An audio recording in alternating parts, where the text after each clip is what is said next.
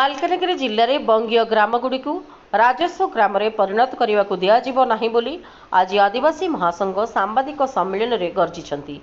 ଆଦିବାସୀ ମହାସଂଘ କହିଛି ଯେ ଭାରତୀୟ ସମ୍ବିଧାନ ପ୍ରଦତ୍ତ ପଞ୍ଚମ ଅନୁସୂଚୀର ଖଣ୍ଡର ପାରା 5(2) କ ଖ ଅନୁଯାୟୀ ଏହିଭଳି ଏକ ଉପାନ୍ତ ପଞ୍ଚମ ଅନୁସୂଚିତ ଅଞ୍ଚଳରେ ଅଣ ଆଦିବାସୀମାନଙ୍କୁ ସ୍ଥାନୀୟ ଅଞ୍ଚଳର ବିନା ଅନୁମତିରେ ଥଇଥାନ କରିବା ବେଆଇନ କାର୍ଯ୍ୟ। ତେବେ କେଉଁ ନିୟମ ବଳରେ हजार हजार बंगीय संप्रदायर शरणार्थी समेत अन्यान्य अण आदिवासी ए अंचल में बसति स्थापन करागला बोली प्रश्न करा जायथिला। जदिओ से समय बंगीय शरणार्थी अन्य मानकु थैथान करागला, तेबे सेमानक अपेक्षा वर्तमान बाहर 10 बांग्लादेशी माने आसी मालकानगिरी समस्त अंचल में बिछई फेरीवाला व्यापारी नाम रास्ता कड़े बसति स्थापन करुछंती।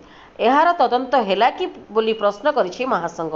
एमानकु चिन्हट करी तुरंत सेमानक देश को पठा जाऊ बोली दाबी होछि। वर्तमान सरकार एही नियम को उल्लंघन करी किपरि पुनर्बार राजस्व ग्रामर मान्यता देबा पई प्रस्तुत हेउछंती बोली कहा जायतिला। तेबे आम अंचलर लोके ना वार्ड मेंबर होई परिबे ना विधायक होई परिबे बोली कहा जायछि। सरकार तरफ संविधान में प्रदत्त नियम को उल्लंघन करी ताकू बारंबार संशोधन करने पंचम अनुसूचित अंचलर नियम को बेखातिर करी बंगीय ग्राम को राजस्व ग्रामर मान्यता देवा और पुंजीपति मान स्वार्थ को सुहाइला जंगल अधिकार आईन 2006 को ठीक भाव अग्रगति न करने को चेष्टा करने उद्यम को संपूर्ण निंदा करा जाउछि बोली कहिथिले।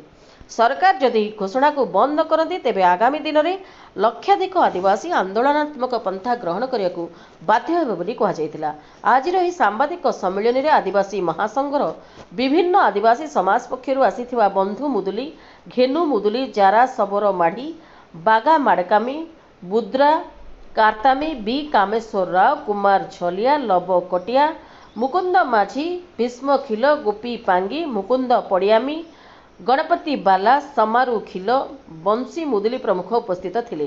आज आम जो प्रेस विज्ञापित करिछु जे प्रथमे मु मालकानगिरी जिल्लार मीडिया बंधु मन सर्वप्रथम नमस्कार। एवं आज जो आम प्रेस मीट करिछु सर जे मालकानगिरी जिल्ला रे गोटे किप्स एरिया पंचम अनुसूचित एरिया रे आदिवासी मनकर जल जल जल जमी जंगल उपरे बंचवार अधिकार अछि।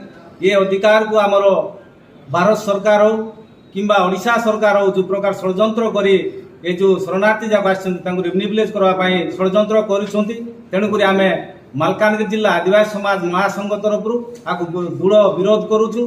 ये सीपीएफसी एरिया रे कौन सी प्रकार बेंगली गाक जो नामकरण करी रेवेन्यू विलेज करने आम केबे भी देबु नाई कि एटा को आमर जिला आदिवासी समाज महासंघ तरफ विरोध करुछु।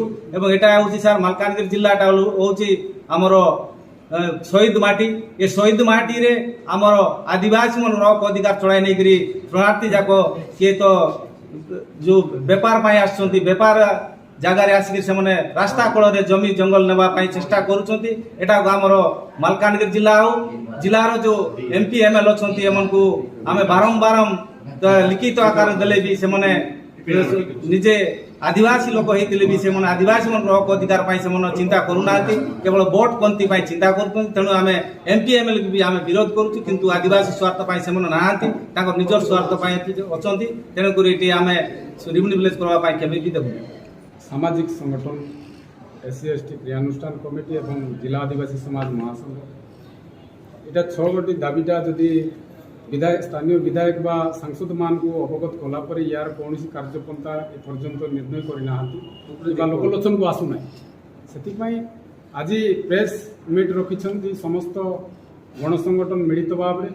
तेणु जो दाबी जो मुद्दा को वर्तमान सबु बेले सामना को आसूची ताको घोर विरोध करा जाउची, निंदा करा जाउची, निंदा करा जाउची। ताले राज्य सरकार बा केंद्र सरकार एटा को नजर को नियंतु जा फल कि स्थानीय विधायक बा सांसद माने जो निर्वाचन पाई वोट पाई से माने जो प्रकार भाव में द्वंद्वामूलक भाव में कथबार्ता करुछंती गोटे रंगढंग भाव में सेटा किंतु ए 50 शेड्यूल एरिया रे सांविधानिक व्यवस्था रही गणतंत्र पद्धति रही हेले जे माने कि एटिकार स्थानीय लोक माने ए पर्यंत तांकर जो स्वाभिमान सहित जो प्रकार भाव में दाबी सहित लड़ाई कला परे मध्य अग्राधिकार पाई पारु नांती जे मान विदेश आसीथिबा लोक मानकु आज राज्य सरकार बा केंद्र सरकार स्थानीय विधायक बा सांसद माने जो डिमडिमा पिटुचंदी जोटा कि वर्तमान आज एटा करदेबू सेटा करदेबू से आम लोक मैंने सचेतन होती